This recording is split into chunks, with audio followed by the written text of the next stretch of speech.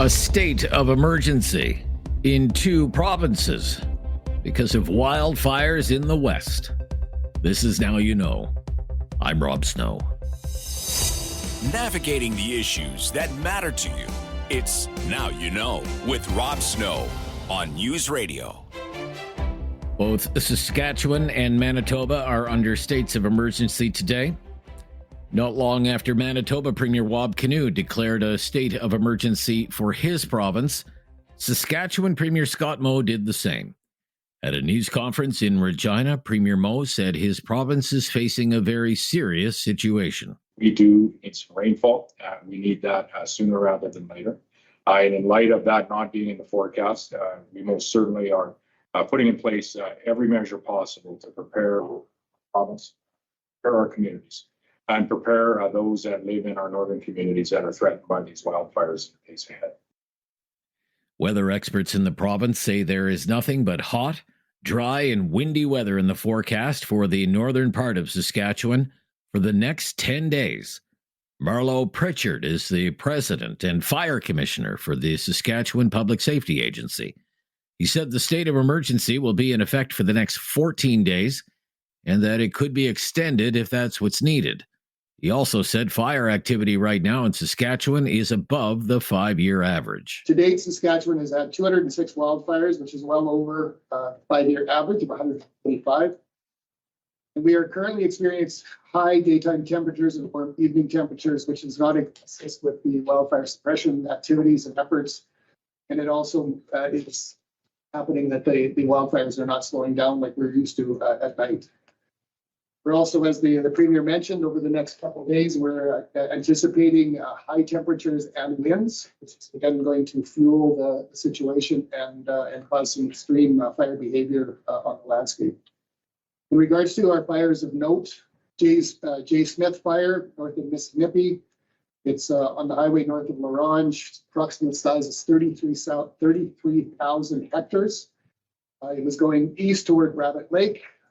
And we did do a successful backburn last night, but due to smoke, we have not been able to get back into the community to determine what the current situation is. Thousands of Saskatchewan residents have left their homes because of these fires. Evacuation centers have been set up in Prince Albert and Saskatoon. Fire Commissioner Pritchard outlined the resources Saskatchewan is using to fight these fires. All these fires are currently being actioned by ground assets, air assets, and heavy equipment to protect values and prevent further damage the best that we can. As a reminder, we are expecting a new Q400 air tanker at the end of this month, and we will get that up and operational as fast as we can. Currently, we are have external supports, both coming and on ground. Currently, we have aircraft from Quebec and Alaska. We have ground resources from Nova Scotia and PEI that are committed to attending here very quickly. Premier Moe added that these are the most severe fire conditions they faced, maybe ever. And every situation is a little bit specific to what's happening, and not only in that day, but in that particular hour. But I would say overall, the conditions that we're facing and the conditions that our northern residents, communities, and our wildland fighters are facing today are as severe or quite likely more unlikely than anything that we've faced for quite some period of time, if not ever. One of these fires started in Creighton, Saskatchewan, and then it crossed over into Manitoba a few days ago. In Winnipeg, Manitoba Premier Wab Kinew gave a rundown of the current number of people who have been told to leave. We're looking at about 17,000 people in northern communities that are being evacuated from their homes over the next few hours. The majority of these folks will be coming to Winnipeg. This is the largest evacuation Manitoba will have seen in most people's living memory. For that reason, our government has triggered a province-wide state of emergency to allow us to respond to this crisis. It will provide provincial officials the ability to safely transport evacuees and to provide shelter for them. As we speak, officials are coordinating with local leaders and law enforcement to support evacuees. We're working alongside the City of Winnipeg and others who have facilities to prepare to welcome our fellow Manitobans. This is likely the largest evacuation in Manitoba since 1997's flood of the century in the Red River Valley that forced about 25,000 people from their homes. Premier Canoe said he's asked the Prime Minister, Mark Carney, for help from the Canadian Armed Forces. I also had an opportunity to speak to Premier Scott Moe of Saskatchewan. And we're working together to ensure any Saskatchewan people and Manitobans who are accessing healthcare in our province and will be impacted by this disruption to healthcare will be cared for. We are already engaging with the Canadian Armed Forces in a very deep way to ensure that flights to move these thousands of people will be deployed imminently. Emergency Measures has triggered emergency alerts in Pimicikamak, Cross Lake, and Flin Flon with specific instructions about how to make your way to safety. When asked about the request for the armed forces to move in, Canoe said it's because of the sheer scale of the situation. These 17,000 folks that we need to move relatively quickly. We're talking about hours instead of days to move this amount of people. And we're standing up shelter for those folks at the same time, too. And that's why we've declared the state of emergency. We've put the call into the Prime Minister. And I'm happy to say that Prime Minister Mark Carney agreed with the request.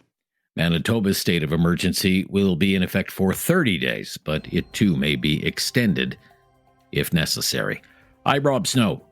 This is Now You Know. This is News Radio.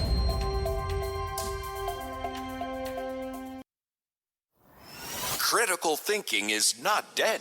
Now You Know with Rob Snow. Returns on News Radio.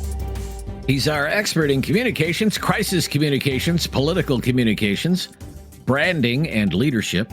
Barry McLaughlin is the president of TLC, Transformational Leadership Consultants. Barry lectures at the Telfer School of Management at the University of Ottawa and at the MBA program at the Shannon School of Business at Cape Breton University. And you can read Barry on his Substack. Welcome back. Thank you very much. Great to be with you, Rob. Prime Minister Mark Carney had the King in town in Ottawa for the speech from the throne, and the Prime Minister also made his debut in Question Period this week in the House of Commons. What did you think of Mark Carney's big week? Well, I consumed it via television because, wouldn't you know, the very hour that King Charles arrived, we were flying out from Ottawa to Calgary, so I wasn't able to witness it in firsthand. But, I mean, obviously that event went extremely well, lived up to all expectations. He was only in Ottawa, as you know, a couple of years ago, but there was a bigger crowd, more enthusiastic. I mean, he's the king now, and I thought, both he and the Queen did a very good job. And, Prime Minister played his role perfectly. He supportive. We believe he's the author of 90% plus of that. And he was a great vehicle, having the king read out and make an impact that usually speeches from the throne are kind of ho-hum next. So this one had more impact, I believe. So that was a really great start to the week. How did he do in Question Period? Not sure if he caught any of the Question Period. Well, I only watched the clips of it. I thought, first of all, he looked very calm, confident, cool, warm, combination of all those elements. He'd never been in there before responding to questions. That's a huge thing, and usually quite, you will feel that for sure. Oh, yes. And yes. Yet he looked very comfortable, and I was quite amazed, actually. I thought his, messaging was, appropriate. He knows already how to kind of, let's call them, I don't want to use the word dodge, but sidestep a number of questions pretty skillfully. I suppose you have to learn that over time, even as a governor of a bank. And I thought he handled them really quite well. Did he satisfy the opposition? Well, of course not. That's actually never a goal, because that's never going to happen. But I thought it was a solid debut for sure. See, in my opinion, for the Carney government to be successful and to last for any length of time, say beyond 2.5 years, it really does have to turn the page on the Trudeau years. Mr. Carney is going to have to show, I'm not Justin Trudeau. I'm different from Justin Trudeau. My governing style is different from Justin Trudeau's. My policies are going to be different than Justin Trudeau. I know it's early days, but how is he doing at turning the page on the Trudeau years? Well, you didn't hear a lot of what would be, of course, woke dialogue. I didn't hear any of that from him. He doesn't use that. I thought he was businesslike but visionary. He had a great, strong, transformative vision of the economy. That seems to be going to be his zone. And you can't really say Justin Trudeau had that. That wasn't his thing. This whole idea of these major projects, huge energy projects. He's envisioning it, East-West pipeline. He's envisioning a number of things that would be politically incorrect in the Trudeau era. This is definitely a page turner when it comes to that. And you can see that in, Tim Hodgson, his Minister for Natural Resources out in Calgary there, very strong. A good response, by the way, I noticed in Alberta to a number of the messages that he did send in that speech. So I think that he is actually hitting the mark quite well when it comes to, you can't be totally throw everything over the side, but you've got to be, as you say, you've got to be very different. And you can see that almost in his style, his approach, his core messaging, and his vision. That is transformative. And he's still in the zone of, we have to manage the threat from the South. And he's gone a little lower key on it. He is, we're negotiating, but he's not negotiating in public and all these things. So he's keeping that at a low heat threshold, I think. He's not trying to amp that up by any stretch of the imagination. Okay.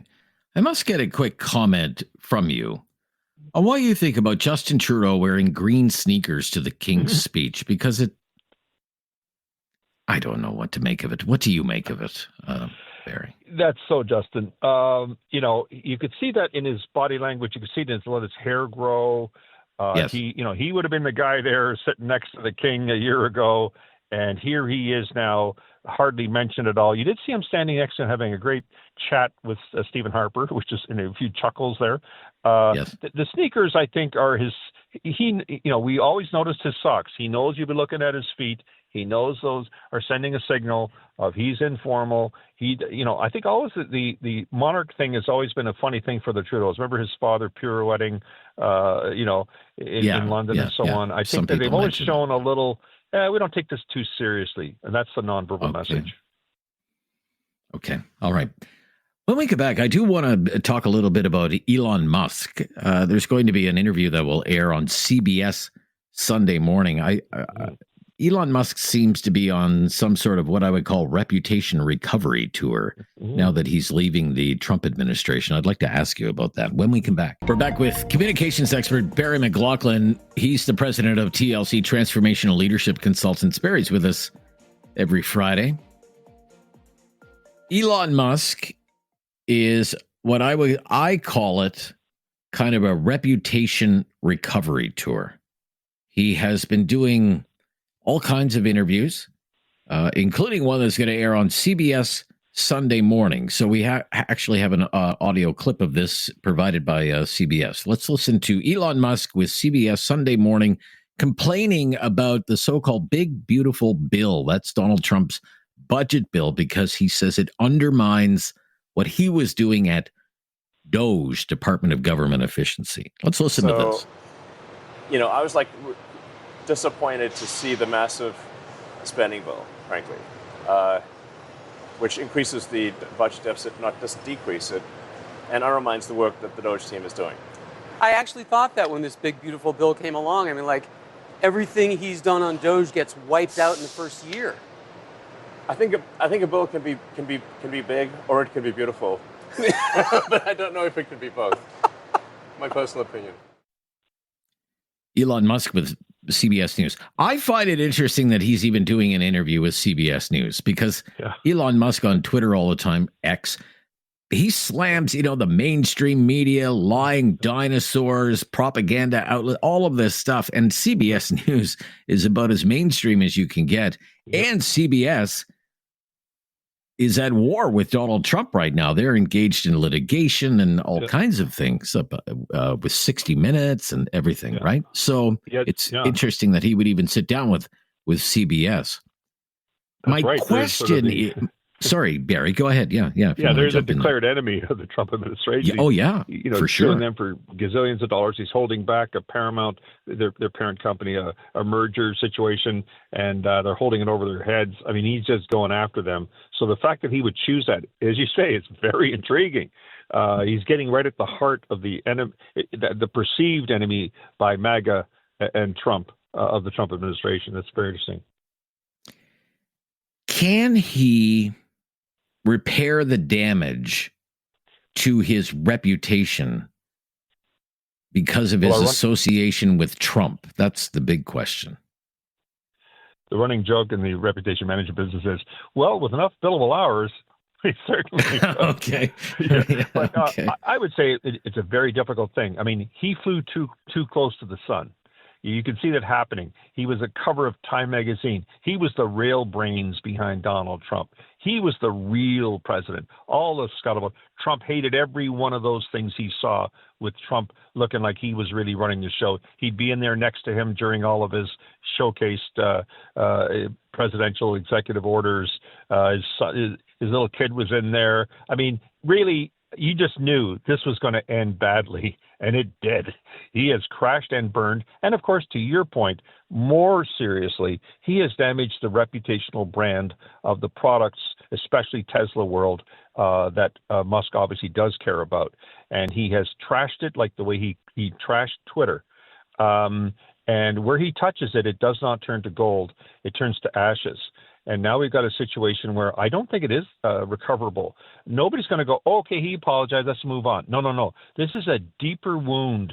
This won't be healed easily, readily, or probably in any time soon. And I think that he has to own it totally. People can't even sell their used Teslas back to people. It's that bad.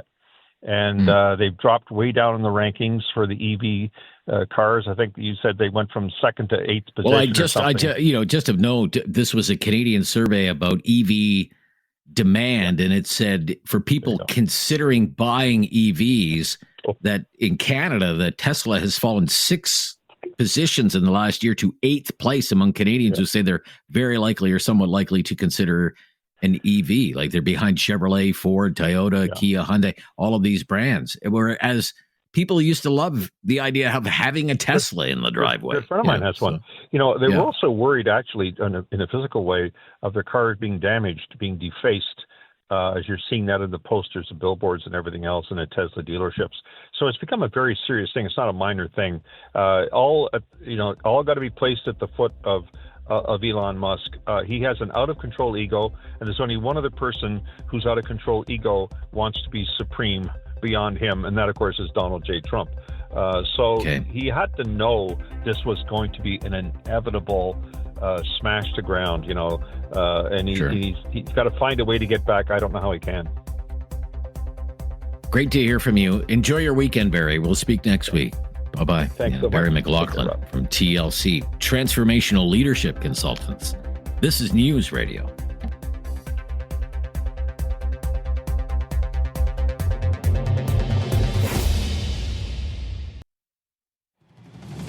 Now you know with Rob Snow continues on News Radio. He's been minding Ottawa's business all week long. Tom Korski is back with us again today. He's the managing editor at Blacklock's Reporter. How are you today? I'm well, thank you, Rob. That's good. Canada Post released some financial figures this week. What is the financial situation at Canada Post? We already knew it was bad. Just how bad is it? Oh, it's catastrophic. On the brink, said their chief executive officer. That's what he told Parliament in a report.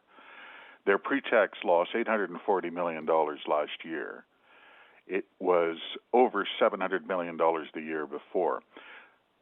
This was not entirely due to the strike. In fact, the Christmas strike, by their estimate, cost them less than a quarter of their losses. And that's despite a 25% increase in the stamp rate through 2 cabinet approvals on stamp rate increases, 25%, the biggest stamp rate hike in Canadian history. And the chief executive is now telling anyone who will care to listen, not the least the cabinet, which is in charge, to do something, anything.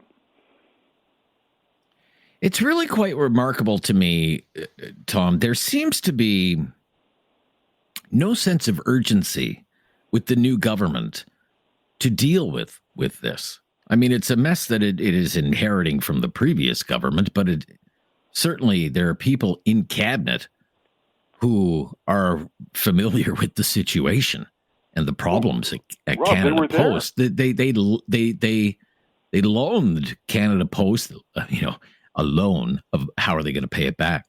Of more than $1 billion back in January. Are they just going? I mean, what are they just going to keep doing that every few months? Well, here's $1 billion.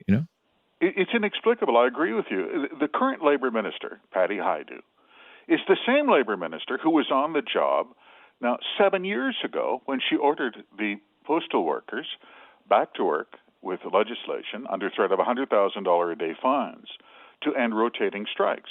Patty has now had 7 years to think about what could we do to turn the Canada Post around, maybe make some money, maybe provide different services.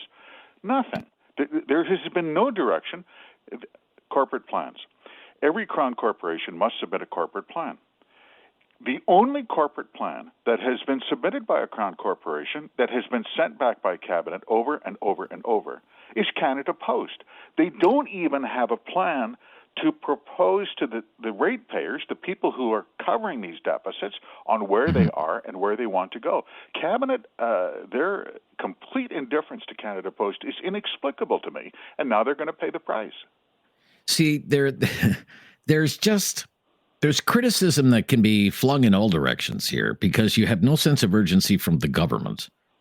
We have a mediator's report that was issued, I believe it was about 2 weeks ago now, from William Kaplan, the government-appointed mediator, who said this Crown Corporation is effectively insolvent. His words, effectively insolvent.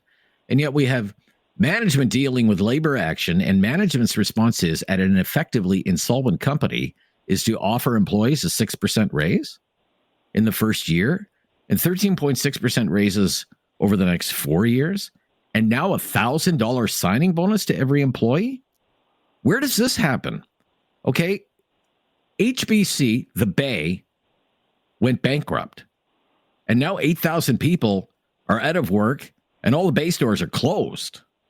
Canada Post is bankrupt. That is what the mediator said, is effectively bankrupt. The government has bailed it out for now, but it is effectively bankrupt. And yet we have management which is offering raises and signing bonuses. Like, what world is this? And a union that is thinking about it. Thinking about what is there to think about? I think their problem, Rob, is the problem that Canada Post has had and the Cabinet has had for many, many years. You know, the Department of Public Works, which technically has oversight of the post office, has done internal research with the customers who use Canada Post the most. That's small business, that's people who live in country ridings, and direct marketers, so flyers. And they've asked people, what would you be willing to do to make sure the post office is sustainable? For instance, how about mail delivery every second day instead of every one day? How about we don't have the same stamp rate for mailing a letter across town as compared to mailing a letter from St. John's to Victoria? Maybe you could have a geographical stamp rate. That's a great idea. And they've polled this in focus groups. And then do you know what Cabinet did with the results? Nothing. Patty Hajdu, the Minister of Labour, has had nothing useful to say. She's meeting with the union and management today. Expect nothing from Patty. And Cabinet itself, the Prime Minister in his throne speech never mentions the word post office. It's like the money doesn't even matter, though the losses now are really, you're into catastrophic sums. Yeah, see, it used to be a profit. It's billions. Yeah, I'm sorry, Tom. It used to be Canada Post was funded through its own operations, through courier fees and through postage, as you say. But now it's a different ballgame. Now we're dealing not with the corporation's money, we're dealing with taxpayer money. Now that was $1 billion worth of the taxpayer money, not not corporate money through revenues. So it's an right. entirely different situation right now. Okay, when we come back, we'll talk about the future for supply management in agriculture and warning labels on pot when we return with Tom Korski. Supply managed agriculture is among the top trade irritants for the Americans, for the Trump administration, and for previous administrations in the United States as well. It's been a long-time trade irritant. So you would think in a trade negotiation, there would be some wiggle room. What is the future looking like for supply-managed agriculture, Tom? Well, it's interesting. There's a Bloc Québécois bill that lapsed in the last parliament. It wasn't a natural death. It was clubbed to death in the Senate Foreign Affairs Committee by Liberal-appointed senators. And that bill said, I paraphrase, that 12,000 dairy farmers are the golden boy of agriculture. You must never negotiate anything, anywhere, anytime, in any trade agreement that will impact dairy quota holders. Opponents included, as I mentioned, Liberal-appointed senators who said this is insane, and free trade farmers, which is the vast majority of farmers, and in particular grain growers, cattlemen have said, look, that means we get the stick, right? You can't have this protective shield for just your favorite people. And what did happen just this week? The Bloc reintroduced the bill. And now it isn't obvious whether the Prime Minister didn't know what he was saying or didn't understand the history of the bill. But he was asked minutes after the bill was tabled, what do you think? And he told Quebec members, I'm loving everything about this. I'm going to give you a direct answer. I support this bill. No way, nowhere, anyhow am I going to do anything that's going to hurt the feelings of supply management. It was really something, Rob. Yeah.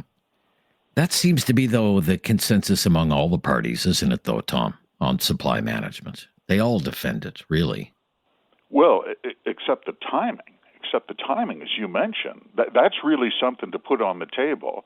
When canola growers are getting hammered by Chinese tariffs, and you have an adversary who's gone after your auto plants and keeps bringing up this dairy quota protectionism, so the timing seemed very awkward for the sake of making a couple of Bloc Québécois MPs happy in the House of Commons after the throne speech. Keep an eye on Carney. You know more about politics in practical terms than some new members of the 45th Parliament, Rob. Keep an eye on Carney. Being a prime minister or even an ordinary member of Parliament is not the same as being a central banker. Okay. We also like to keep an eye on the leader of the Bloc Québécois because he's ever so quotable, Yves-François Blanchet, and he was talking this week about how the Bloc Québécois, not the New Democrats, the Bloc Québécois really feels as though it's the one with the levers here. It is the one with the balance of power. It is the one that will have members on the parliamentary committees. This is the leader of the Bloc Québécois. If by the numbers, the Bloc Québécois seems less strong than it was before, in the committees, we are holding the balance of power in most of committees. And it is one of the two reasons why I believe that we will be able to agree on some things. First, there seems to be an opening for discussion between the Prime Minister and I. And second, we also hold this balance of power, which might, if need be, force some discussions and negotiations. In other words, it's not going to be any kind of rubber stamp for the Liberals if the Bloc has anything to say about it, Tom. Rob, when I tell people this, they think you're crazy or it's suspected to be inside baseball. It's neither. This is actually important in a minority parliament. In fact, it's the whole ball game. The NDP, in losing party status, lost committee assignments. When that happened, it put the Liberals, minority Liberals, believe it or not, in a worse position in committees than they were in the last parliament. And the reason was, very, very often, in the words of the Bloc leader, you could always rely on the NDP to be the cavalry that would come to the rescue of the Liberal caucus when there was a close call on a subpoena of a witness or disclosure of documents, something that would embarrass cabinet. They're gone. And now you have these Bloc members who are very shrewd operators, and by the way, very often agreed with Conservative members on issues of ethics or public accounts, finances, wasting of money, very down-home, hard political views that were in sync with the official opposition.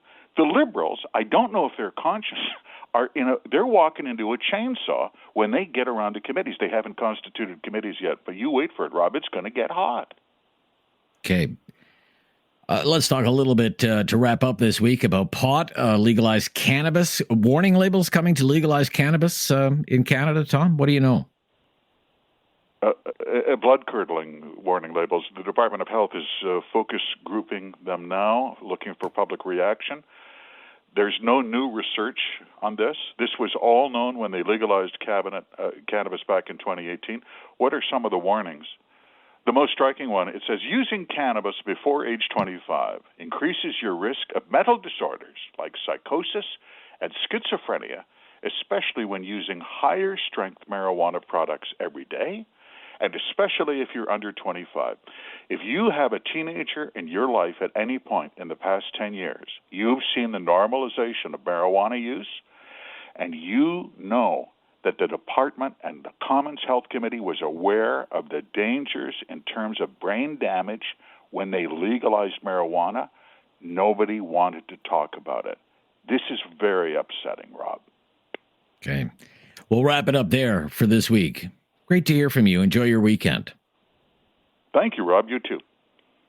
That's Tom Korski. He is the managing editor of Blacklock's Reporter. I'm Rob Snow. This is Now You Know, and this is News Radio. You have questions. Now You Know with Rob Snow has the answers. On News Radio. Here with David Smith on a Friday. We made it, Dave. We made it to Friday. Yeah, I'm looking forward to a nice weekend of cold and rain again. I'm a weather junkie. I have 3 weather apps on my phone. Yeah, it's a real problem. I have like the Weather Network, I have Environment Canada, and I have some independently developed weather app. And the weather has been so beautiful in this part of the country all week. And it's been forecasting that as soon as we finish our shift at 3 p.m. Eastern, the skies are supposed to open and it's rain all weekend, which is like a total ripoff. Like, what is the point of working all week if the weekend is going to be such miserable weather? So what I've taken to doing is I'll just compare the hourly forecasts on all 3 weather apps and pick the one that seems to be the most optimistic. So there's one that says it's not going to start raining till 5 o'clock. So that's the one I'm going to pay attention to, because the other one is the other 2 are bad for my mental health. Right. But look, if you're looking for a podcast of our show, Now You Know, with Rob Snow, we have a great new mobile app that will help you hear our show when you want to. It's called the Seeker app. That's SEEKR. All kinds of exclusive audio that you won't hear anywhere else. News, music, and sports. You can download Seeker for iOS or Android. That is Seeker, spelled SEEKR. And Now You Know with Rob Snow is on Spotify and Apple Podcasts, or wherever you get your podcasts. And if you were looking for yesterday's podcast, it was posted today because David pumped in a bad link. That was my fault. It was me. That's on me. Okay. But so today, one of the things we might want to talk about is what I call booze news you can use. Yes, booze news. Booze news you can use. Okay. There is quite a kerfuffle happening in Ontario where the Doug Ford government is obsessed with the liberalization of alcohol retailing, right? Like, it will go to the wall to put a case of beer literally in every retailer in Ontario. And now there's a big stink because grocery stores don't want to take back the empties. And Doug Ford is saying, well, if you wanted to sell beer, that means you have to take back the empties. And the grocery stores are saying, well, it's kind of bad for business. It smells. It can attract pests. Da, da, da, da. Where do you stand on this whole thing? I mean, it's good to have beer in grocery stores. And, to me anyway, it doesn't have to be sold by a government monopoly, in my opinion. So I'm not opposed to this. But should a retailer, if it is allowed to sell alcoholic beverages, also be obligated to take the empties back? What do you think? I don't know. I don't really see why they should have to. I don't really get the whole beer can return thing anyway. I personally just leave my beer empties in the regular recycling for pickup. Like, what's wrong with that? Why does there have to be I understand because you pay a deposit to the beer company or what have you, but it's 5 cents a can. It's like if you have 25 empties after a week, which is maybe too many anyway, you're getting back like $1. Like, I just don't understand why it's an issue. And also, no, I don't really want to have big lines of beer returns at the grocery store. I just don't want to deal with that at the grocery store. I got you. At the beer store, it's like a warehouse type environment, and it does have a smell, but like you're going to the beer store, so you know you're going to encounter that. You expect it to smell like stale beer. Yeah. You know why your grocery store smelling like stale beer. I can understand that. Now, in Nova Scotia, the Houston government, it comes across to me as kind of a kindred spirit to the Doug Ford government in Ontario. These two, they seem to get along so well. And now you have the Houston government. It's exploring the liberalization of alcohol retailing. It's all government run there. Beer, wine, hard liquor, everything. You get it all at the Nova Scotia Liquor Commission. I mean, if you live in a very rural or remote community, they have some agency stores, but for the most part, it's pretty much government run in Nova Scotia. Now they're looking at, hey, what do you think if we sold beer in corner stores or grocery stores, and they're going to poll the public on that? I don't want to wait for the government to poll the public. I want to poll our listeners in Halifax during the Friday Free-for-All Talkback. What do you think about booze in corner stores in Halifax? Let's talk about that in the Friday Free-for-All Talkback right after the news on News Radio.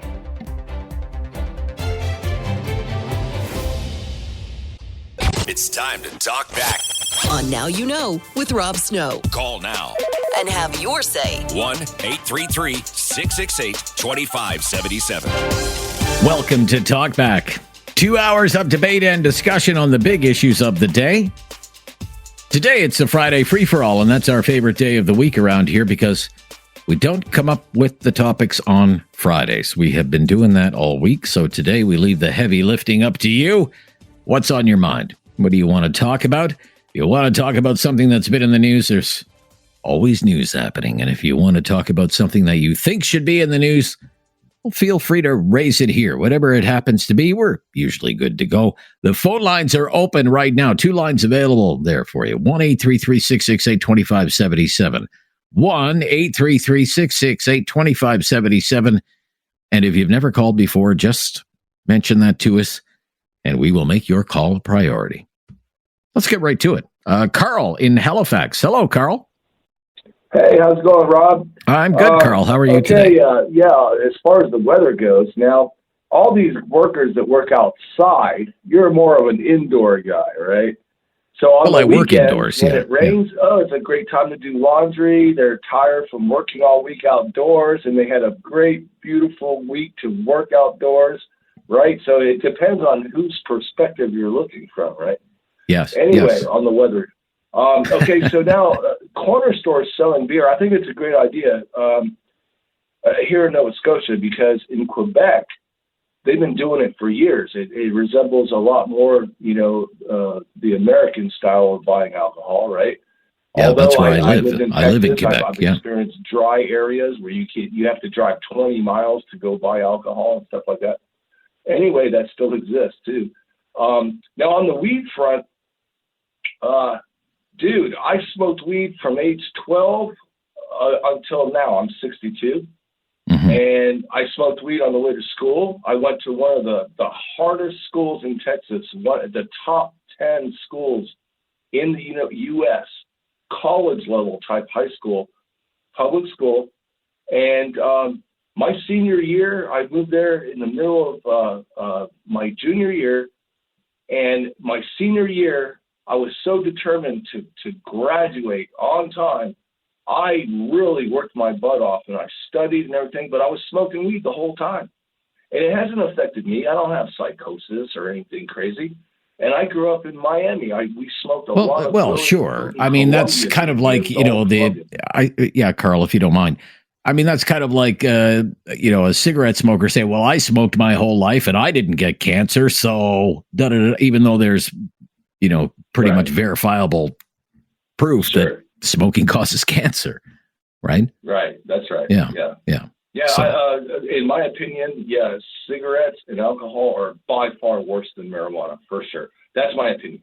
Yeah. Yeah. The news story that Carl is referencing is that Health Canada is going to put warning labels on the legal cannabis. If you buy legal cannabis products, there'll be warning labels on it. But if they called you, the Nova Scotia government is going to do a survey in the next few months asking people if they think liberalizing the retailing of alcoholic beverages is a good thing. You would be a yes on that. It's like All in right, Carl. Quebec, Yeah. you return you do your returns right there where you bought them, right? And they have Yes, we do. a little tube where they drop the bottles down one and it lands in Yes. a basket downstairs. It's well organized, right? Yeah. And you don't have to go to these filthy, smelly places to, get rid of Sure. all that stuff, right? Yeah, gotcha. Okay, yeah, thank you. Carl, good to hear from you. Have a nice weekend doing laundry or whatever it is you plan to do. It's just the weather has been so brutal in this part of the country. It would be nice to have, one weekend of sunny and plus 20. Is that too much to ask for on the 30th of May on a Friday? Peter in Calgary. Hello, Peter. You're up next on Talkback. What's on your mind Hello today? there, Rob. Thank you for taking my call. My pleasure. I wanted to start with the liquor sales through grocery stores or anything. I don't know, Yes. gas stations for that matter.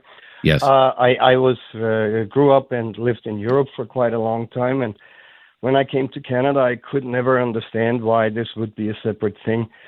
And I was just back in Europe, and you go to a IGA or Safeway, or I don't know what you're familiar with, and you just go there with your bottles and you put them into a scanner. Like it's like a bank machine, and you just put the bottle in there. They scan the barcode of the bottle, and you get a credit voucher. And then when you go buy your groceries and maybe buy another bottle of wine or beer, buy your steak, and when you go to the checkouts, they'll credit you for that voucher that machine spits out. Okay. And that's very extreme, and that was common in Europe 30 years ago. And when I came to Canada, I was always surprised why this was a whole new industry. You got bottle pickers and bottle depots and all that stuff.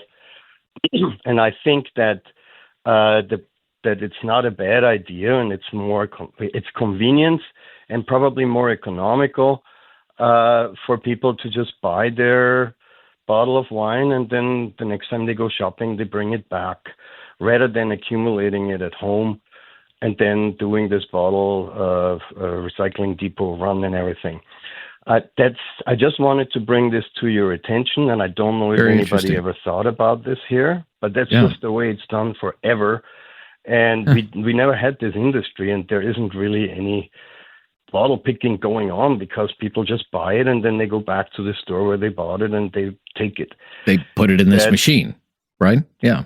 Yes, I mean, in the old days, probably it worked a little bit different, but for 30 years now, you just put it in it's like a bank, an ATM, and Yes. there's a carousel, yeah. and it takes the bottle in. If it doesn't recognize the bottle, it will just spit it out, and then you have a place there, a container where you can put Imagine something that. that is not eligible for recycling. So that's the one thing I wanted to bring to you and Well, you have. listeners. Thank you, attention. Peter. The second thing was the batteries too. They are actually most countries in the Western Hemisphere and in Europe especially, battery recycling. I was very disappointed with that because the people who sell batteries don't really take them back. So you again have to go to a recycling depot, which batteries used to be a very common thing. If you had I don't know if you lived, you're too young for that, but if you had a Walkman or so. So then they would take, so the people had the onus to, if you want to sell it and it is a recyclable product, you also have to take it back. Okay. Okay. All right. All right. Those Peter, are we've two got to run. things- We've got to run. We're a little tight on time, but I really thank you for your call. I'm particularly interested in your first comment about these return machines because it doesn't sound like it should be the lost cause that maybe some of these Ontario grocers are making it out to be. It's the Friday Free for All Talkback. I'm Rob Snow. 3 lines available there. 1-833-668-2577. This is News Radio. Have something on your mind you want everyone to know? Call now. Hello. 1-833-668-2577. It's Talk Back on Now You Know with Rob Snow. It's our Friday free-for-all talkback, so it's open line, open topic today. We will follow your lead. Colette in Bridgewater is up next in Nova Scotia. Hi, Colette. How are you today? Fine, I I'm hope. good. Anyway, I'm good. we here in Nova Scotia, well, I know we have several bottle places to take bottles to and batteries. Here, one in Bridgewater. There's one in Gold River. I know there's one in New Minas to take bottles. And also Bridgewater, I know they take your batteries, they take your metal, whatever. I don't see what the problem is that it has to go back to the stores when they buy liquor or anything. I don't drink myself, but I mean, I see them taking them back, the bottles, to the bottle store. I take my pop bottles back. What? I don't take my pop bottles to the store. Do they take their pop bottles to the store up in Ontario in those places? Don't they I've have a bottle? never returned like soda bottles or anything like that in Ontario. No, I've never done that. Really? Yeah. Well, no. I don't know. It's a long time since I lived in Ontario, but I know down here, we have bottle places. Yeah. And I don't live in see Ontario anymore. I mean, let's ask David. David's the one who lives in Ontario. David, what about you? Sorry? You ever take a pop bottle back to the store? No. No. No, never done. It's not a thing in Ontario. No, but I'm saying they take liquor bottles too. They take beer cans, everything up here in Bridgewater. Okay. Whatever can, That's interesting. anything that's and the same in Gull River and up in New Minas. Those are the 3 places I know of, and they take liquor bottles, beer cans, pop bottles, everything. So I don't see what the problem is. Doesn't have to go back to liquor store. There's corner stores too that sell liquor. I have one in New Ross, and there's one outside of Bridgewater. They sell liquor. I don't see any problem. Okay. Well, again, the majority of the liquor retailing is still done through the Nova Scotia Liquor Commission, right? It would have probably 99% of the market. Now, I bet you it's probably that much. There are these. All I know the is question is in New Ross, you can go in that store down there and you can buy liquor. And outside of town, there's a store, Bridgewater, on the other side of Bridgewater, you can buy liquor. I don't see any problem why a store can't sell it too, and I can't see any problem why people can't take the bottles back to the recycling. Okay. All right. Thank you for your call. Good to hear from you, Colette. 1-833-668-2577. 1-833-668-2577. I mean, to me, the interesting part of this whole thing is that in Nova Scotia, the Tim Houston government is going to run a survey, it says, and just ask people, what do you think about beer and corner stores? What do you think about we liberalize the retailing of alcoholic beverages in this province? They do this in provinces all across Canada. Is it time for Nova Scotia to do the same thing, where it's pretty much government run through the Nova Scotia Liquor Commission? Glenn is in Calgary, which has gone to what I'm told, hell in a handbasket, because they have private liquor stores in Calgary, of course. Hello, Glenn. Hello. Hi, Glenn. Yes, they have private liquor stores. They have private bottle depots. There are some people, such as myself, who actually supplement their pension collecting bottles. You do that, do you? But in the last few months, because of the change in government, my average take for a night's work has gone from around $200 to around $40. Why do you blame that on the government? They're bottling.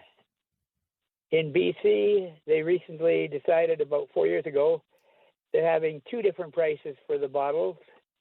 They dropped them all to 10 cents a piece. So there's been a lot more fights over bottles and so on, a lot of people injured within the, what do you call them, the down bottle and out pickers. group that bottle pickers, the bottles for their food.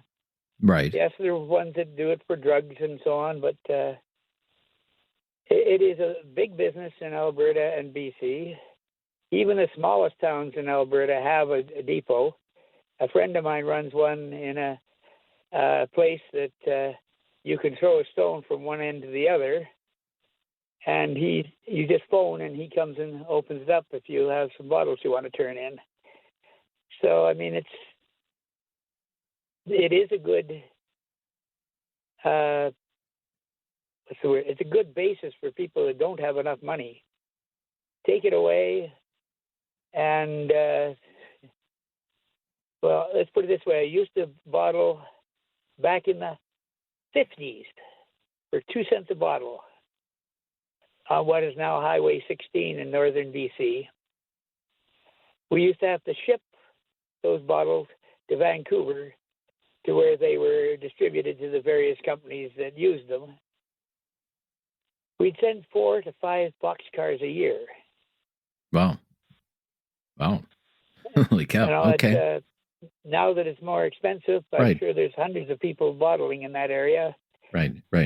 But So what yeah. I'm taking away, and we're going to have to wrap up our conversation there. I appreciate your call, Glenn in Calgary today. What I'm taking away is, wherever you buy your beverages doesn't necessarily mean you have to return them there. This is what the grocery stores in Ontario are saying. We really like the idea of being able to sell beer and wine in grocery stores. We're not crazy about having to take the returns. And what you're saying is, well, if the grocery stores don't want to take them back, there should be all kinds of other facilities that will do that. It'd be a good business for them. Point taken. Be right back. Have something on your mind you want everyone to know? Call now. Hello. 1-833-668-2577. It's Talk Back on Now You Know with Rob Snow. Friday free for all talk back right to it with Jay in Kitchener. Hi, Jay. Well, every Saturday we used to go first to the car wash, and then we would go to the Brewers Retail and take our empties back. Right. And now, I don't know if they still do that in Ontario. Yes, they do. Yep. Pop bottles are the same way. Not sure about pop bottles. I don't know anybody who returns pop bottles in Ontario. And David lives in Ontario. He would know better, and he says no. So. Yeah, but the beer bottles you can still do the old way. Yes. All right. Well, nothing has changed there. Thank you for providing us this forum. Well, thank you, Jay. Hope you're well, buddy. Yeah, good to hear from you. Connie in Alberta up next. Hi, Connie. Hello. Hi, Connie. How are you? Good. How are you? I'm good. What's on your mind? I just wanted to comment on the rain and wanting a nice weekend. And Yes. while I can very much appreciate someone who works inside, I think that the general population really believes that the food comes from the grocery store and not from the farmers who True need enough. rain, who are crying for rain, the southern part of the province. So it's just to keep that in mind. If you like to eat, thank a farmer and appreciate the rain and the sun. And if you like to breathe and not be in a wildfire situation, the same. Yeah, true enough, and good point. And it's just a pet peeve because the weather has been so lousy. I take your point as well, and I support our farmers. I used to have a bumper sticker that said "Support a farmer because starvation sucks." So yes, we do love our farmers. And lousy has different definitions. I suppose it does. We just, David and I look forward to Fridays around here. That's all. Of course, and anybody who's a Monday to Friday 9 to 5 certainly does. Yeah. Well, we don't work 9 to 5, but we're up early and we're done at 3. So when it's been sunny and warm all week and you have been stuck inside and then it starts to rain, the moment you get off work, it's kind of a downer, because that's your downtime and you'd like to get out and enjoy it. Of course. And the farmers who have been up early and they're just going to have their lunch at 3:00, who keep going. Well, anyway, enough of my soapbox. I know. You must be a farmer. Are you in a farming family? Relation, yeah. A relation. Yeah, because there are jokes among farmers about, they often brag about how early they get up. Well, right. One farmer says, "Oh, I was up at 3:30 this morning," and the next farmer says, "Oh, really? I was up at 3." Well, it's not a competition, but it's a requirement. Yeah, no, we really appreciate our farmers around here. Don't ever get the impression that we don't appreciate our farmers, Connie. We love our farmers. There you go. Okay, thank you. Yeah, bye-bye. Be right back. It's the Friday free-for-all. Talk back. I promise not to complain about the weather anymore for the rest of the day until next Friday if it rains again. This is News Radio. Have something on your mind you want everyone to know? Call now. Hello. 1-833-668-2577. It's Talk Back on Now You Know with Rob Snow. It's our Friday free-for-all talkback. Welcome to it and take the lead. Let's go to Tim in Halifax. You're up next, Tim. What's on your mind today? How we doing, Rob? I'm good, Tim. Thanks. Go ahead. Anyways, in Japan, I have family in Japan, so I go there. Now, there's no such thing as a government liquor store. All liquor is sold either in grocery stores or convenience stores, and that includes beer, wine, the hard stuff, anything. Okay. And just to give you an example of pricing, are you a Jim Beam bourbon lover? No, I don't touch hard liquor at all, actually. Don't drink it at all. Okay. Anyways, 2.7 liter for 4,200 yen, which is probably about $39 Canadian. In my hotel, they had vending machines for beer. Beer is about $2 a can. And you can pop it up, go down the street and drink it. As long as you don't act like an idiot, no one's going to bother you. Okay. All right. That's interesting. You know, I didn't see a bunch of kids going into stores trying to buy liquor or anything like that. You know, easy peasy. Okay. So let me ask you, if they opened the liquor retailing up, like say it was, wide open and there were beer in corner stores and wine in corner stores, grocery stores, gas stations, would you be okay with that in Nova Scotia? Because they're looking at it. I'd have no problem with it. No problem with it? Again, like anything else, ask for the ID and all that. But you know what? Kids are going to get liquor no matter what. Okay, all right. I'm sure when you were in high school, you went to a few parties with liquor in it, beer and all that. I can't tell you that. I can't tell. I will never. You can't prove it. No worries. Statute of limitations, long gone, my friend. And yeah. No, I know what you mean. Right. But, yeah. But, okay. Everything. People said, "Well, it must be expensive to go there." I said, "You know what? It is almost cheaper for me to go to Japan from Halifax than it is for me to go from Halifax to St. John's, Newfoundland. By the time gas and hotels and all that, it's like a hotel here. You're lucky you get one for $1.25. Over there, get one for about $30-35 a night." Holy cow. Wow. That is quite something. Yeah. All right. Thank you so much, Tim. Got to run. We've got jam phone lines here. Let's go to back to Calgary. We go. David up next from Calgary. Hi, David. Hello What's there. on your mind today, David? Well, I got to tell you, first off, I really enjoy your show. I don't listen to you all the time, except when I'm in the car, but you're never stuck for anything. I appreciate you listening when you can, sir. That's all that matters. So, yeah, what's on your mind? Well, I'm thinking about these bottle returns here. In Calgary, of course, we do have recycle places that we take the bottles back. We get money for them. It's wonderful.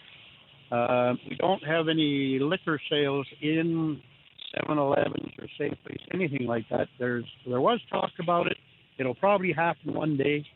But long story short, I would sooner take my empties, regardless of what kind of bottles they are, back to a designated recycle place.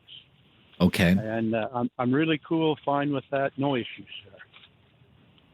Okay. The stink in Ontario about this, and again, Doug Ford in Ontario kind of threw it wide open.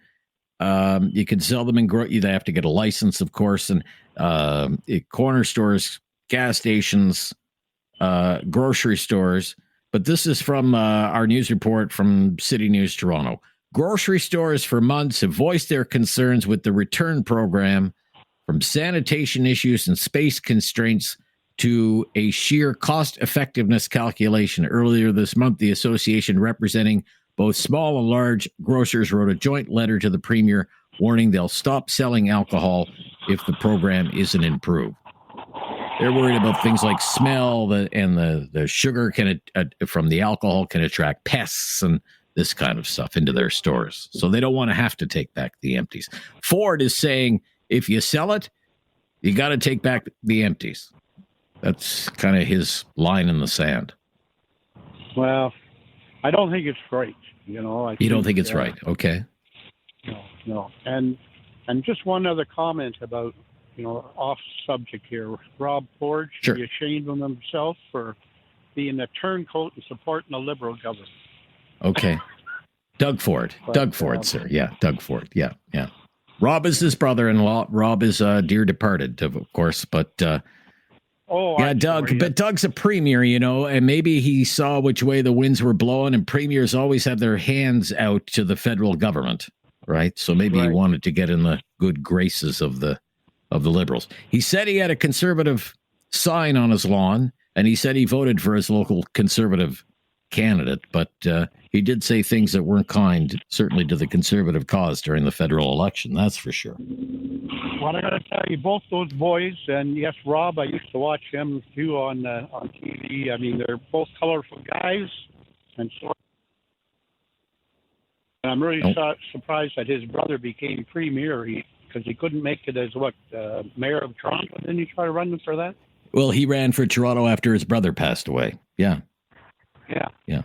But but if you think back to that election, he ran kind of late. Like he didn't have much time to organize. If you're running for mayor of Toronto, that's usually a year-long thing. And you're raising money and knocking on doors and everything else. He only had a few weeks to do that. He still was pretty competitive. I think he got 37 or 38% of the vote. It's not like he was blown out or anything like that. Okay, we got to run. Thank you, though, for your call. Be right back with more of your calls here on the Friday Free-for-All Talkback.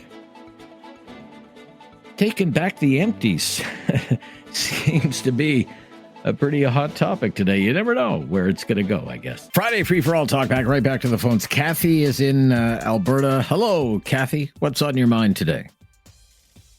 Can you hear me? I hear you just fine. Yep, go ahead. Okay. Well, in regards to the seller having to take the bottles back, I don't believe that's the only way to go. I don't necessarily agree with it.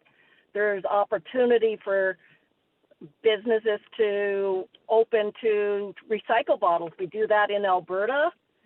We also have a lot of youth clubs that will go door to door and collect bottles, and that helps them fundraise. And I don't think they should put the onus on the retailer to take on that burden. Okay. And my other thing that just came up when someone was talking about going across Canada and how expensive it is, well, that's never been anything that's ever gone away. And I think, I can go all over the world a lot cheaper than I can go back east, and it's a shame because it's not getting cheaper.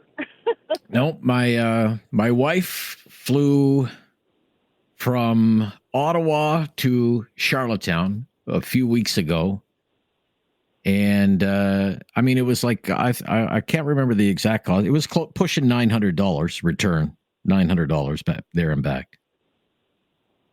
Yeah, nonstop, flight nonstop. We're kind of prisoners of the industry, travel industry we have here, especially airlines, and government, I believe, has their hands into the alcohol industry just way too much. In Alberta, when it changed, it was like a big cloud came off of us, and oh my God, the general public and private industry are doing a damn good job of it, and sometimes government needs to back off. All right. Thank you for your call today, Kathy. Yeah, good call. Let's go back to Halifax, Nova Scotia. Chris is on the line. Hello, Chris. Hey there, Rob. How you doing? I'm good, Chris. What's up? Just going back a few callers ago, you had a gentleman on the line who was just mentioning, or at least he asked, whether in Ontario they take deposits for things like soda and whatnot. Yeah. Just wanted to provide some feedback because I've been in Halifax for about 2 years, but I did move here from the Toronto area. Right. So they do not take deposits on anything that is not alcohol. So that includes anything from milk jugs to cans to anything like that. So the only things you're getting a return on in Ontario is your alcohol. Right. Okay. Yeah. Very interesting. Just wanted to provide that just because that's good. Now, so look, you came from a province that has liberalized alcohol retailing, right? You moved 2 years ago. So by the time you had left Ontario, they were already selling beer, wine, ready-made cocktails in all kinds of places, grocery stores, corner stores, gas stations, all of this stuff. Would you like to see Nova Scotia do the same thing? I'll be honest, I'm not a drinker. I haven't been for a long time, so I was largely unaffected when that change did happen. Now, I will say, just to the people in my family and friends back home, they saw a benefit to it. I do also see a negative in the sense that, there's ready access to it for the most part already. I do see some problems that could arise. However, it's often people who have a drinking problem anyway. Providing them access that's more readily available sometimes does come with other problems. Now, in terms of them having to accept the returns, that's actually something that had shifted since I left there. So I can't say or speak to any of those issues that these retailers may be having. But I do think the system that's set up here is relatively a good system, having to take it back to Bottle Depot in order to get rid of it. And I will say, though, the deposits here on certain amounts of things, I do find a little outrageous. Like when you buy a 24-pack of water, for instance, and you're paying a deposit on that, I find some of those costs to be excessive. Okay. All right. Fair enough. Thank you. Good to hear from you, Chris. Yeah. I'll stay in Halifax. Barry's up next. Hi, Barry. Hello, Barry. Hi, Rob. Hey, Barry. What's on your mind? With all the fires going on in northern Saskatchewan and so on. Yes. I think I mentioned to you back some time ago that there's a new plant being built in Calgary where they're going to build the 515s. I think it's de Havilland. And they're supposed to be the best water bombers in the world. And they've got orders from Europe and all other countries. Yes, I do remember you calling about Canada. that. And I find that rather astonishing. Isn't that astonishing to me? Yeah, that is. I mean, it's dumbfounding, really, isn't it, Barry? Canada and I suppose Russia are one of the largest softwood forests in the world. And yet we're not ordering any of these water bombers. They're a little pricey, but like I say, they're high tech and they're supposed to be the best in the world. And I think Carney is planning on spending some money. So why wouldn't and that's the other thing. I think this is getting to be such a serious problem, these forest fires, because you're releasing carbon and eliminating the oxygen generators at the same time. And plus the devastating personal losses that some people suffer. People lose homes. People, just last week some people died in some of these fires. But to your point, I mean, here you have a prime minister who talks about, we have to help build Canadian industries and Trump-proof our economy and all of this kind of stuff. Well, you're kind of killing two birds with one stone here. You're providing, an effective first responder type solution to fires in remote areas, and you would be supporting a Canadian industry and Canadian jobs in a very high tech industry of aviation. Right? It seems like a no-brainer. Yeah, you're right for drawing our attention to it once more, Barry. Yeah, maybe somebody that knows something about it might call in, but next that's a time good you're point. speaking to Carney, maybe you could make a suggestion to him. Yeah, sure thing. Yeah, if I ever get to speak to him. Yeah. Okay, thank you. Very good, Barry. Thanks. Bye-bye.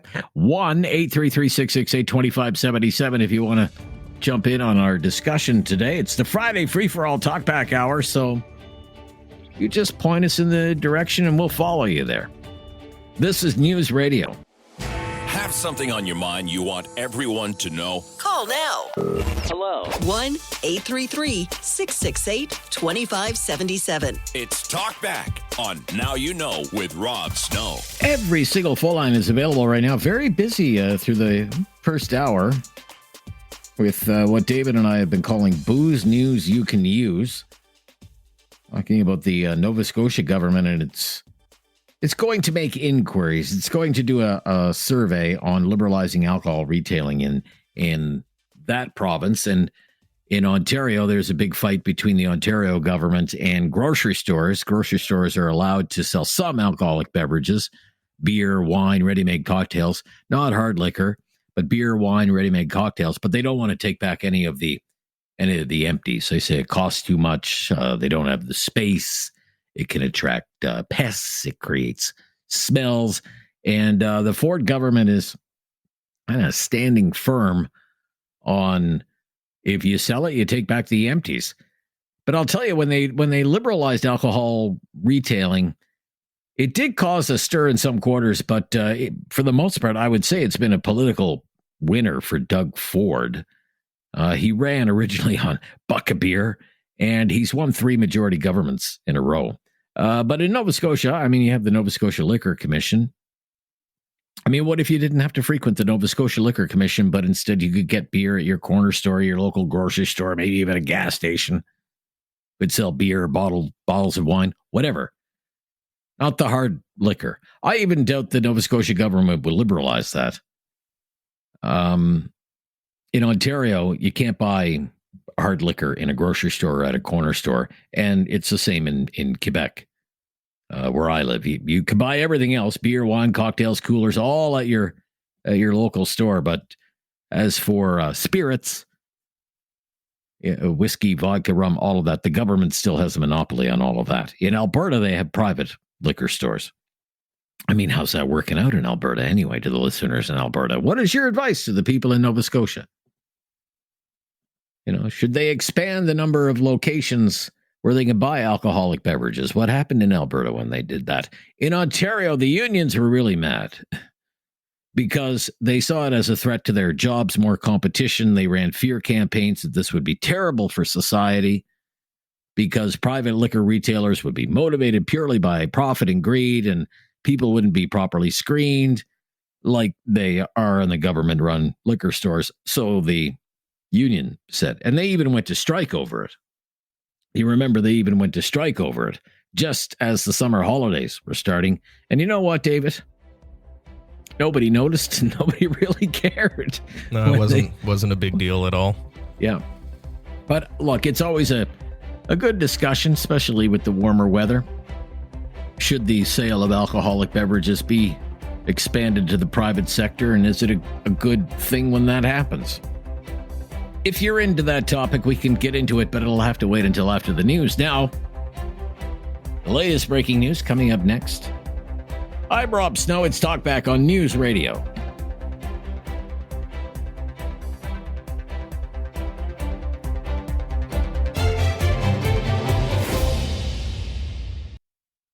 It's time to talk back on Now You Know with Rob Snow. Call now and have your say. 1-833-668-2577. It is the Friday free-for-all talkback hour, and it's hour number 2. Welcome to it.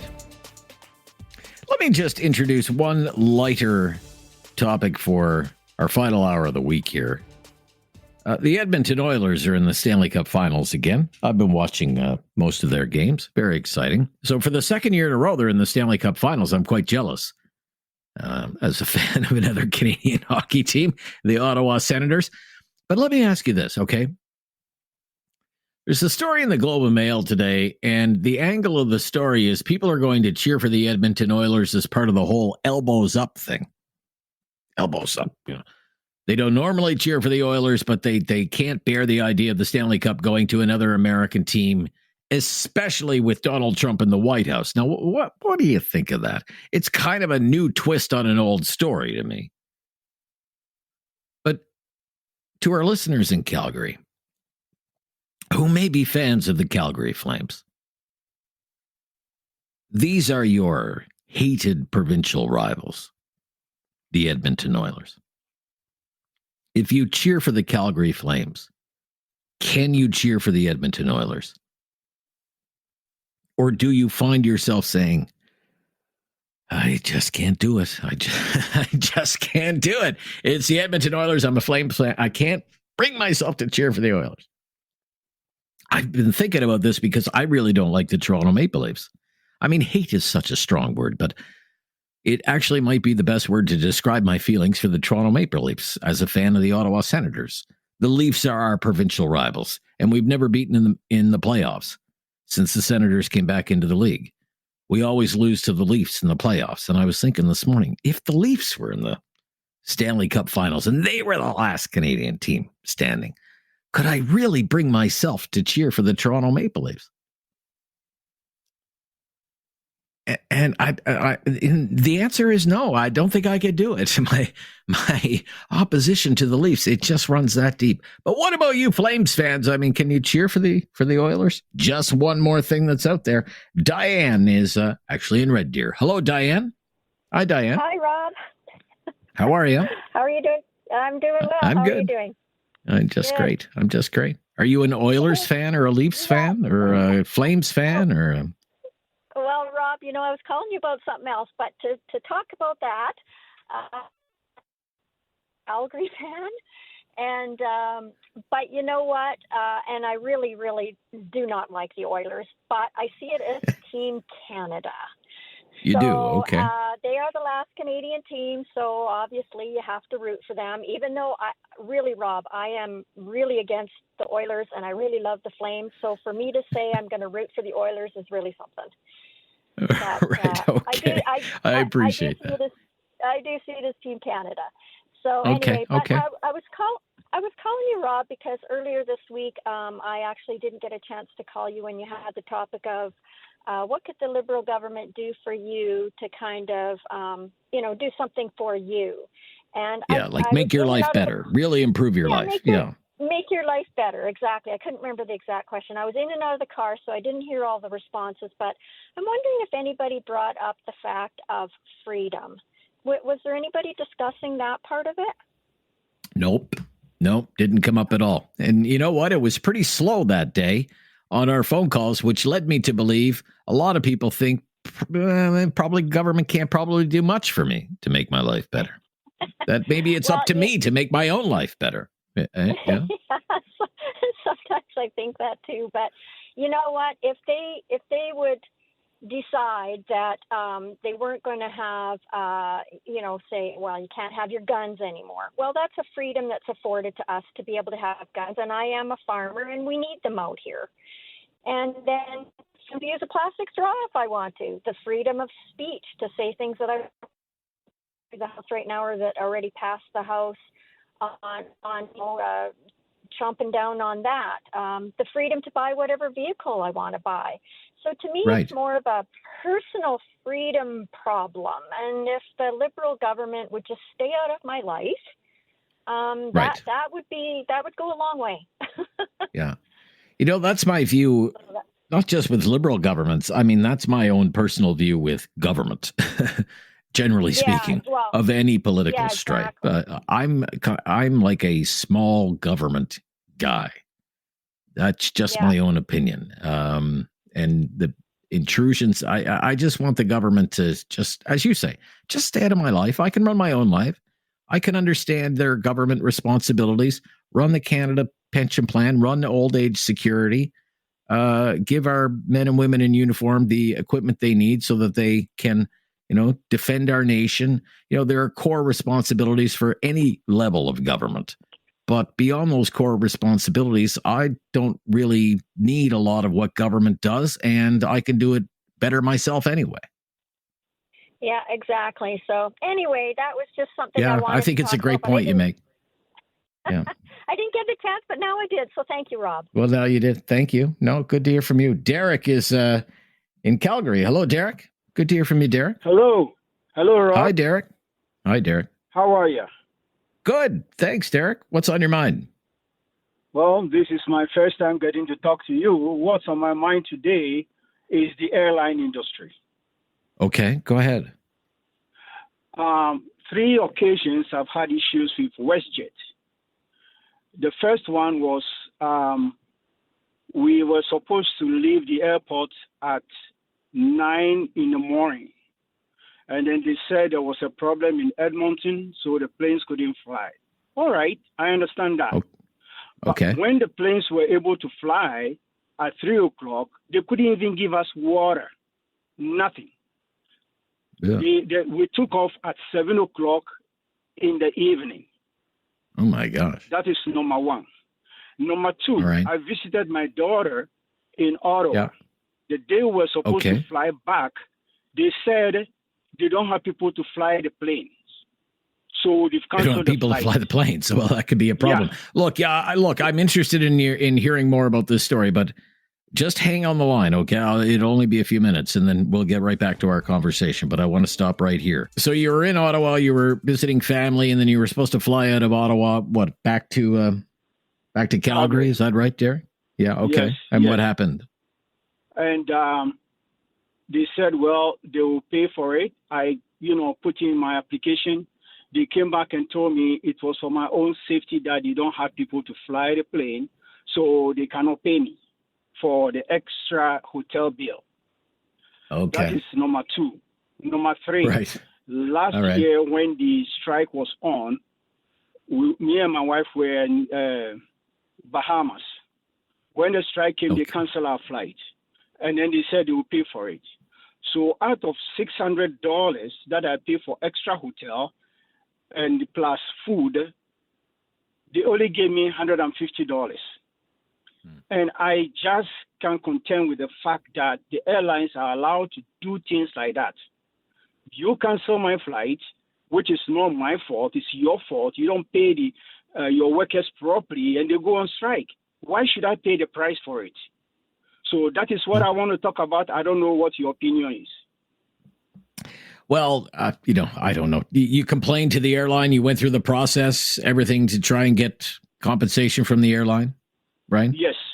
Yeah. And then And how long a process was that? They only gave me $150 out of over. Yeah. And how long did it take you to get the? How long did it take you to get the $150? So long. I even have to call twice before they tell, Okay. it's not my turn yet. Okay. Because there is David would know better than me. I can't remember the name of the agency in Ottawa. What is it, David? The Transportation Board or something. It has a huge backlog of airline complaints, and you can file your case with them. But there's I don't know, it's a backlog of 25,000 cases or something like that. Yeah. Yeah. David, do you happen to remember the name of that agency, government thing? Well, it's set up under the Canada Transportation Agency. It's the Air Passenger Protection section. So if you Google Air Passenger Protection, there's a government website there that you can use to submit your complaints. Yeah, you submit your complaint and you may be able to pursue the matter further, I would say. But what I would also say is don't hold your breath, because there are probably about 25,000 people in the line in front of you. Yeah, but my question is, how can they do that?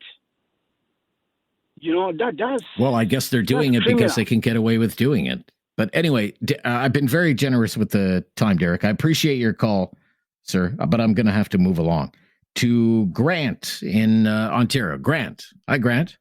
Good afternoon. Yeah, hi, Grant. Good to hear from you. Yes, I want to express my comments about Canada Post. Canada Post, sir. Go ahead. Yeah.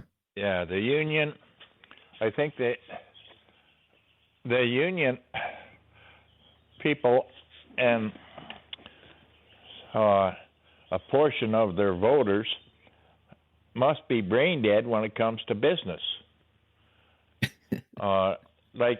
If our government, correct me if I'm wrong, if our government let Canada Post go broke, what would the employees get as an end result?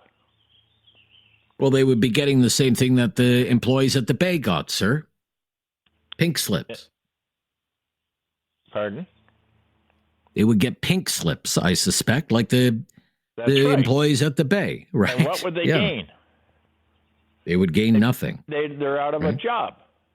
Out of a job, yeah. Correct. Yeah. And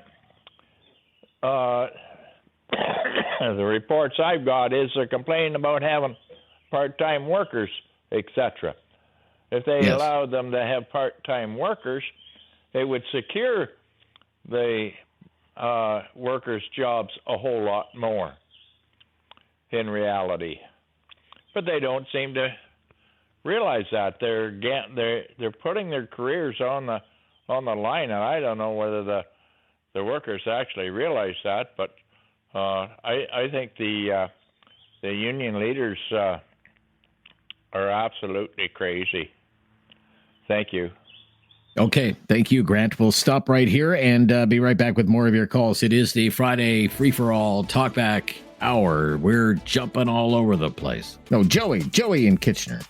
Hi, Joey. Hey, Rob. How you doing? Hey, Joey. I'm good. How are you doing? I hope you're having an amazing Friday and you have an even better weekend. Okay. Well, that's very kind of you. Same to you. Caller. What's on your mind today, Joey? The broken employment insurance system in Canada. Okay. What's wrong with it? So I've been paying in since I was 14 years old. I'm 43 now. Yeah. I've had my first time client ever. Okay. And going through the process has been horrendous. How so? Okay, you have to go in and you have to log in and you have to every week go through a survey. Okay, yes. Which is fine. That's fine.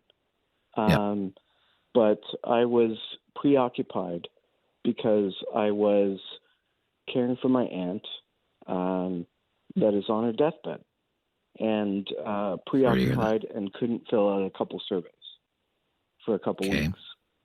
Okay.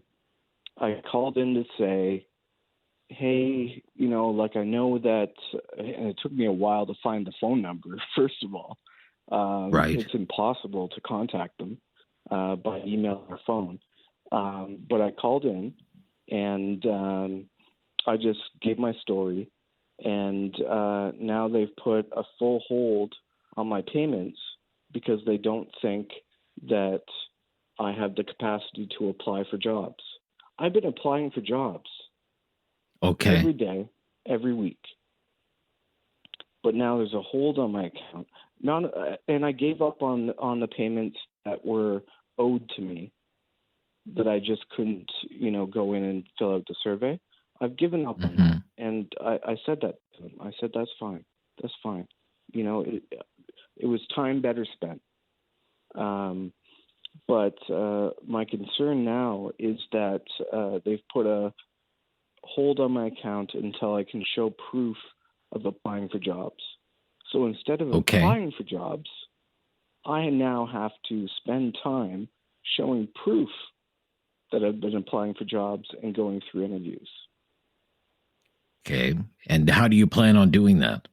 Or do you plan on doing that?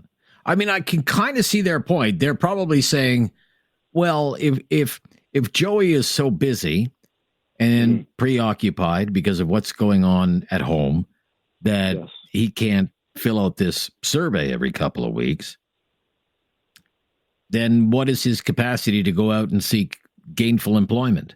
Is he actually looking for work? Which is a condition of getting employment insurance.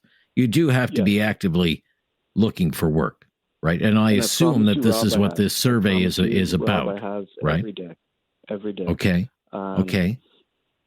Have you tried to most recent one, prove that to them, though? Have you tried to prove that to them? Process with Google and filled out 2 tests and then went through 5 interviews. It took me a month and a half. Okay. To complete. The job market is just it's brutal. Tough. Yeah. It's tough out there. Yeah. And when you have preoccupations, when you're actively searching for a job and you're actively caring for your family and you're actively caring for your community, then it's hard to fill out these surveys that are time consuming. Okay. Do you understand, Rob? I do understand. Yeah, dealing with the EI system can be frustrating at times. I do appreciate that. Look, we've got to run. I hope it all works out for you. Thank you, Rob. I hope you can get off EI and get a job. I mean, that would be be the best thing. I mean, it sounds, as you say, you've been working since you were 14. You're 43 years old. This is your first experience with the employment insurance system, right? Yeah. So it's not like you're some kind of lazeabout who's on EI all the time. So I appreciate that. Okay. Yeah, thank you, Joey. Got to run. I'm not doing this for me. I'm doing this for others that don't have. Thank you. The ability to address the system, address the processes, and address the procedures. Okay. Thank you, Joey. Thank you. You've had your say, sir. We've got to run. We're a little tight on time. The latest breaking news coming up next, and then we'll be in the home stretch for this week's Talkback. Your last chance to have at us for the week. Henry, up next in Calgary. Hello, Henry. Hi, Rob. Yeah. Hi, Henry. Yeah. How are you? Henry, thank you for taking my call every day. I really enjoy the show. Well, thank you. Thank you so much. Good information. But today I'd like to talk to the Flame fan. Since I moved to Calgary in 87, I become a fan. I not support Oilers, but they play well. But I think the politics can use this game, United Canada, because they represent Canada. So, right. Politics or anyone support using this as a Canadian, I think we should cheer for them. You think so? My recommendation, and I hope we can bring back the club to our soil, because I learned from how to know hockey from when I moved to Hong Kong to Calgary, but I immersed Canadian culture, so I don't want to be like East and West don't like each other, inter-province trade. So I hope this game can bring back all our people united as a Canadian. That's it. I got you. I got you. So you're going to cheer for the Oilers, even though you're a Flames fan. You're going to cheer for the Oilers because because it's a sense of Canadian pride. You'd like to see a Canadian team win, right? Yeah, I wear the Team Canada every day when the Oilers play. So no, I don't wear anything else. But every time the Canadian team play, I wear the same. Doesn't matter who team. I wear the same thing. You do? Okay. So all right. Everybody in our country, we are Canadian. We are no different from any other. Yeah, we are equal. Gotcha. Okay. Good sentiments. Thank you so much and taking my call, and have a wonderful weekend. Yeah, you too. I don't know. I mean, the Oilers, I have no problem cheering for the Oilers. Connor McDavid, oh my gosh, what a hockey player that guy is. And sure, you'd like to see that Stanley Cup drought for Canada ended. Like, it goes all the way back to 1993. I remember that series in 93 with the Habs. They were so great. They won so many games in overtime. The Canadians on that run and beating the Kings. The Habs, I guess I could cheer for the Habs. It'd be hard, but I suppose the Canucks, I would have no problem cheering for the Canucks. You'd hope they win so they, don't have another riot. The Winnipeg Jets, sure. The Oilers, no problem. The Leafs, I might have to draw the line there. But I don't know. There's one news report today. It says that people are going to cheer for the Oilers when they usually cheer for other teams simply because Donald Trump is in the White House. To me, the whole Trump thing doesn't have anything to do with it. But let's go to John, is in Alberta. Hello, John. Hi, John. How you doing? How are you doing today? I'm good, John. How are you? Not too bad. Good. I want to talk What's about up? our weather in Alberta and, Manitoba and everywhere. Yeah. So many fires that we're having, we've never had them before out here, and I'm in my 70s, and all these solar panels that they're putting on the ground is putting so much heat back up into our atmosphere. That's why we're having hail, bad weather out here this time of year that we've never had before. What are they going to do about that? Are they going to, carry on putting all those solar panels up and killing us? Well, I don't know what solar farms have to do with it. I mean, the people who support solar farms say the solar farms are better for the environment. And it's not solar farms that are, causing the planet to warm, for example. They're starting to knock them down because in the desert there, where the heat in the summer in the daytime is up high, and at night it's supposed to cool down, but they've taken drones and they've gone up above these solar panels and at 2 o'clock in the morning, and it's still 100 and some degrees Fahrenheit above the solar panels, and 100 kilometers away where there's no solar panels, the temperature's gone back down to, the way it's supposed to be. Okay. I've never heard this before, that somehow solar panels are contributing to wildfires. That's kind of a new thing for me, so I don't really have much to say about it. I know, believe in it. I come off the farm, and it was a bush farm. Sure. And for this time of year, the snow hasn't even gone out of the bush yet. It's shaded too well, and some of the snow stays around till pretty much mid-June to the end of June, and some heavier areas. Oh, really? Okay. And they're having fires right on top of them. Yes, I have seen that.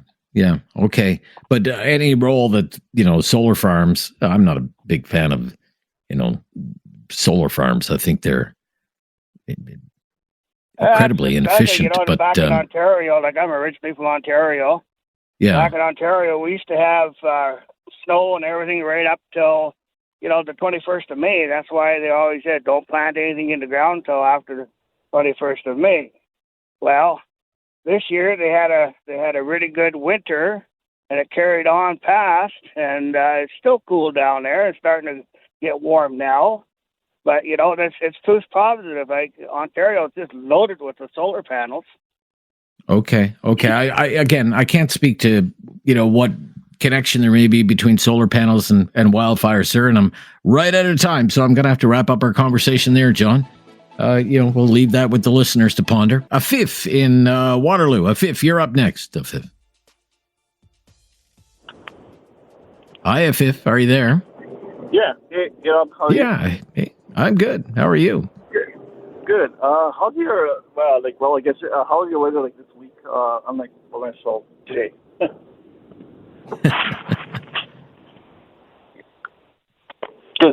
The thing is, I was just saying, I'm having a hard time hearing you, Afif. You're going to have to talk right into the phone there, Afif. I'm having a hard time hearing you. I was saying, how's the weather over there in Quebec? I guess over the last week. Oh, it's been beautiful. Yeah, it's been absolutely gorgeous. Yeah, some days it got up to 25, 26 degrees, not a cloud in the sky, just great weather, yeah. Because the thing is, for us, it was the opposite. So for the last entire week, it was horrible. And then all of a sudden, today, it's now 20 degrees. Well, there you go. You can send it this way. We'd love to have it. Yeah, exactly. And the other thing is, I'm going to be obviously rooting for Edmonton because since they're Canadian and both of our teams are gone, so they're the only ones left for me to root for. Well, yeah, I mean, they're the last one standing, right, as far as Canadian teams go, so I can understand the sentiment of people getting behind the Edmonton Oilers, last Canadian team standing. But for me, I don't care who the president of the United States is. I mean, that doesn't mean anything to me. Some people are going to cheer for the Oilers because they say, it's one more way to put your elbows up into whatever, stick it to Donald Trump or something. That's true. I try to keep my sports and my politics separate. Florida. So that's why I'm like, come on, Edmonton, win. Yeah, for sure. For sure. I can appreciate that. All right, Afif, thanks. Yeah, good to hear from you. I would just point out, we talked about this before, Dave. Like, we Googled, what is the most Canadian team? In other words, who has the most Canadian players on the team? Because people always bring this up. Okay, the Florida Panthers, they're in Sunrise, Florida. They have 13 Canadian players on their team. Well, exactly. Yeah. They have the same number of Canadian players as the Oilers. They have like Sam Bennett, Aaron Ekblad, Verhaeghe, Evan Rodriguez, Ryan Lomberg, Sam Reiner, AJ Greer, Brandon Montour, all Canadian players who just happened to play in Florida. So you could, look, if the Panthers win, the Stanley Cup is kind of coming back to Canada, because don't all these players, they get to spend a day or two, like with the Stanley Cup or something, tour it around town and show it off to their friends and family. That's a thing that they do in the off season, right? So yeah, a lot of Canadians playing for that team. I would like to see series, but I would like to see it come back to a Canadian franchise. I think there's something to that. I get that. Yeah, you want to see the parade and everything else, right? Yeah, I can appreciate that, Dave. I get that. I get that sentiment. Let's go to Tom is in Cambridge. Hello, Tom. Hello. Hey, Tom. Go ahead. What's on your mind? Yeah, go ahead, Tom. I do it for McDavid because he's a generational player, and we want him to be successful, to at least win it. Yeah, I can appreciate that. I think a lot of people are cheering for them because it's a Canadian team and is anti-Trump, and when they boo the song, the national song. Either way, I mean, we're just creating more hate between people rather than Trump. So I feel for them. The other thing is about the fires. This should be our number one priority, because this is going to come to haunt us, and we got no plans for it. Like, forget Star Wars, because the Russians already have the missiles that can go faster than they can get them down. So, let's hope it doesn't come to that. All this money that they want to spend on the planes, why? If it comes to that, you think we're going to fight with them? No, it'll be nuclear war, and this is it. And you got to get hope it doesn't come rid to of the dark gas that they're making in Alberta, because Europe is going the other way. Nobody wants a pipeline, and lots of Canadians want a pipeline, and that's what it's about.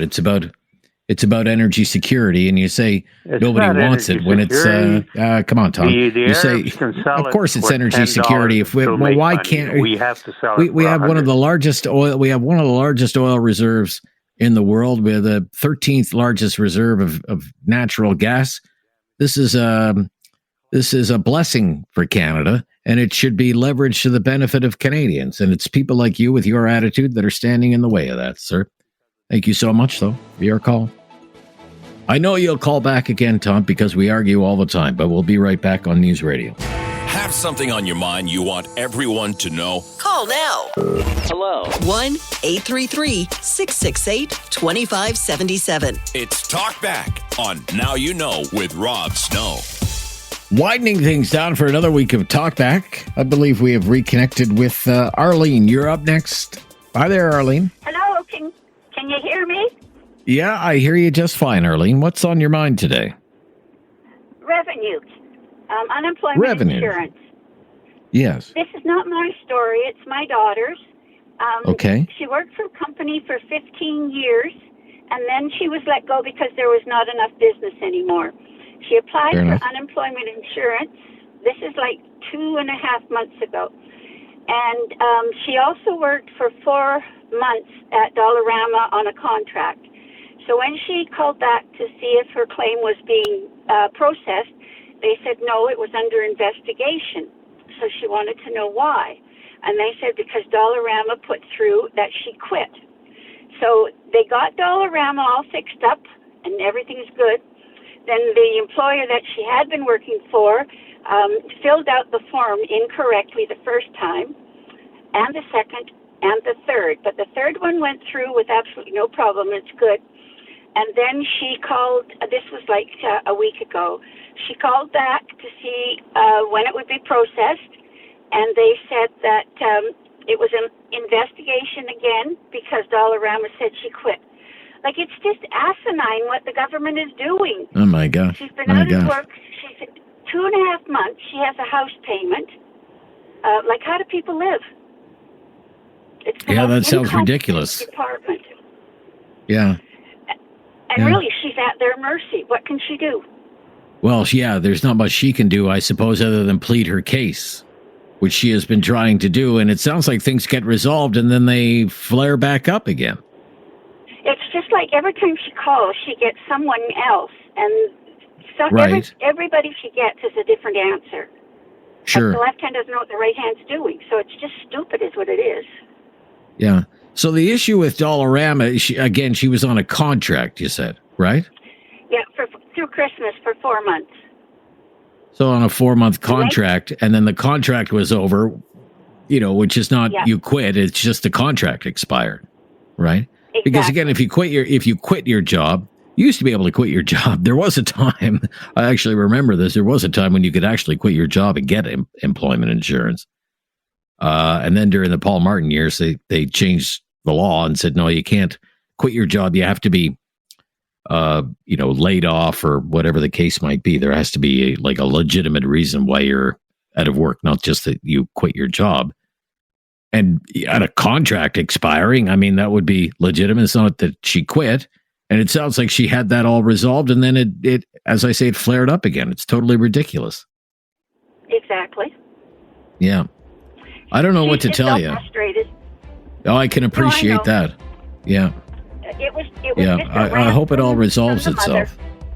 Yeah. I do too. I hope it resolves itself. Yeah. It must be creating a great deal of stress for her. I can't imagine. Thank you for all your calls this week. When we are back again, it will be the month of June, and it's going to be a busy news week. Next week, First Minister's meeting, Bank of Canada on interest rates. Lots of news for you next week that we're already working on here on News Radio